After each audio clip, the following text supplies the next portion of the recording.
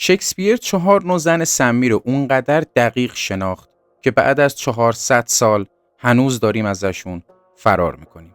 سلام به همه دوستان، من رضا هستم، به کانال ویکی بام خیلی خوش اومدید. امروز میخوایم یه سفر کوتاه اما خیلی عمیق به دنیای ویلیام شکسپیر داشته باشیم.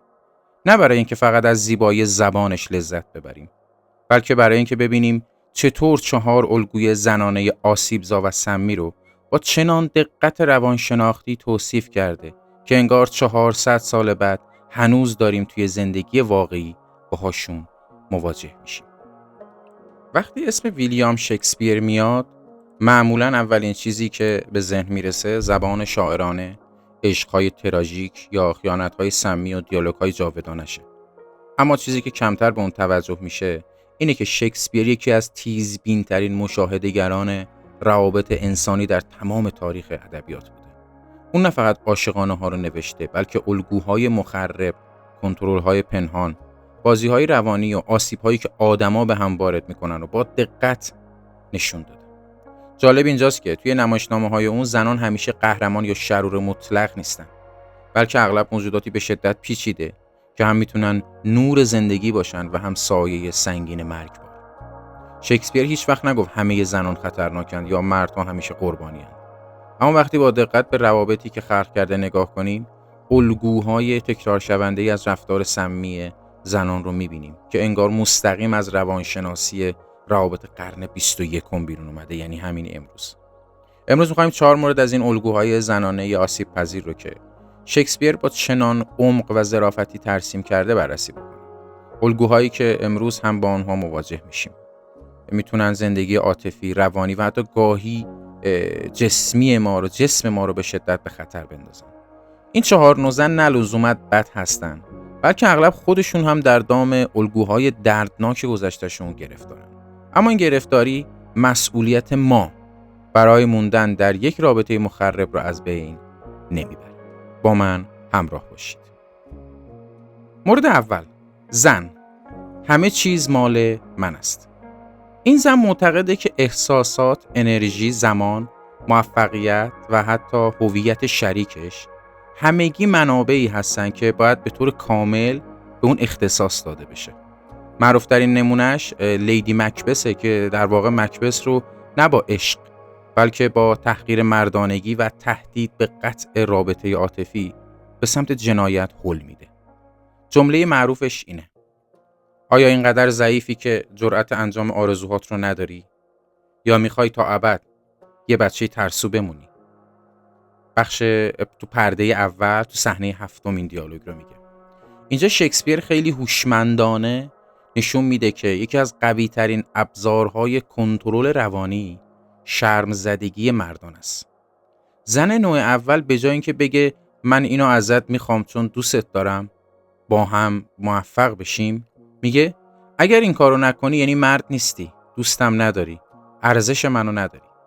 حالا نشانه های مدرن این الگو در روابط امروزی چیه؟ مثلا جمله هایی مثل اگه واقعا دوستم داشتی این کارو برام میکردی. وقتی موفقیت یا خوشحالی تو باعث حس تهدید و عصبانیتش میشه. وقتی هر بار که میخوای برای خودت وقت بذاری فوراً احساس گناه بهت القا میکنه. زن من قربانی ابدیم. مورد دوم، این الگو کمی پیچیده تره. این زن همیشه در موقعیت قربانی خودش رو قرار میده، حتی وقتی خودش شروع کننده درگیری بوده. شکسپیر بارها این الگو رو نشون میده که چطور بعضی شخصیت‌های زنانه با روایت قربانی بودن دائمی میتونن کنترل اخلاق و عاطفی رو به دست بگیرن. صحنه معروف دزموندا توی اواخر نمایشنامه اوتلو که حتی وقتی داره خفه میشه بیشتر نگران آبروی اوتلو تا جون خودش. این خیلی زیباست، اما در عین حال یه الگوی سمی هم میتونه باشه وقتی به صورت آگاهانه یا ناخودآگاه برای کنترل استفاده میشه. نشانه های مدرنش چیه؟ هر بحثی که شروع میشه در نهایت تو مقصری. گذشته دردناک، حتی اگرم واقعی باشه، به عنوان سپر در برابر هر نوع نقد یا مسئولیت پذیری استفاده میشه. یا مثلا دیالوگ تو نمیفهمی من چی کشیدم. به عنوان پاسخ تقریباً به تمامی موضوعات از جانب زنانه. مورد سوم، زن آینه شکسته خودشیفتگی. یعنی چی؟ نوع کلوپاترا. کلوپاترا احتمالاً پیچیده ترین زن نمایشنامه شکسپیره. از یه طرف یکی از جذابترین و باهوشترین شخصیت‌های تاریخ ادبیاته. از طرف دیگه یکی از مخربترین ها برای مردی که عاشقش میشه.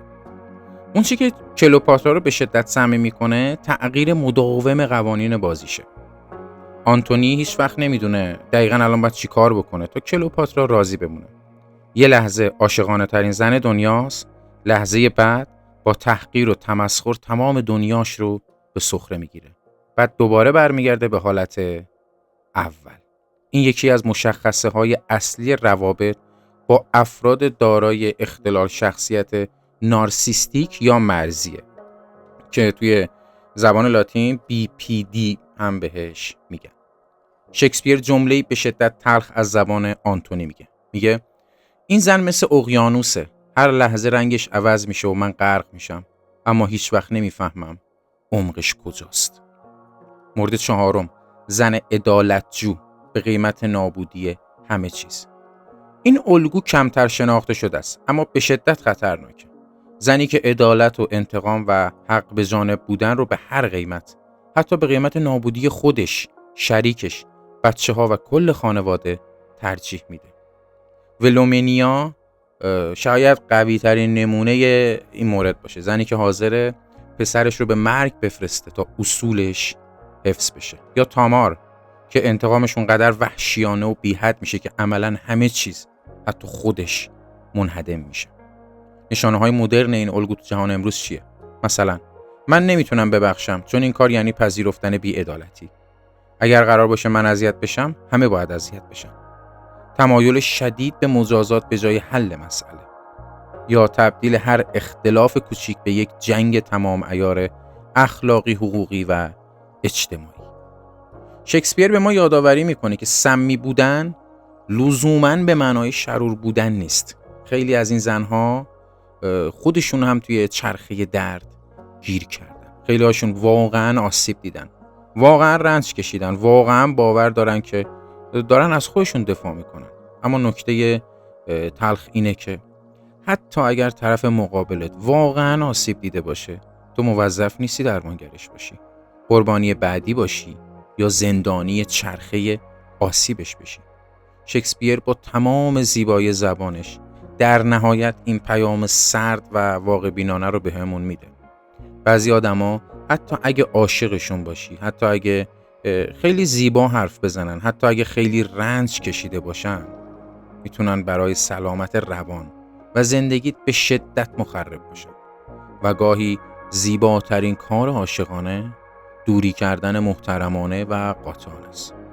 ممنون که تا اینجا با من همراه بودید. اگه تجربه شخصی یا نظری در مورد این 4 الگو دارید، توی بخش کامنت ها برای من بنویسید. خیلی دوست دارم بدونم شما کدوم یکی از این الگوها رو بیشتر توی زندگی واقعی دیدید یا حس کردید. تا ویدیو بعدی، خدا نگهدار.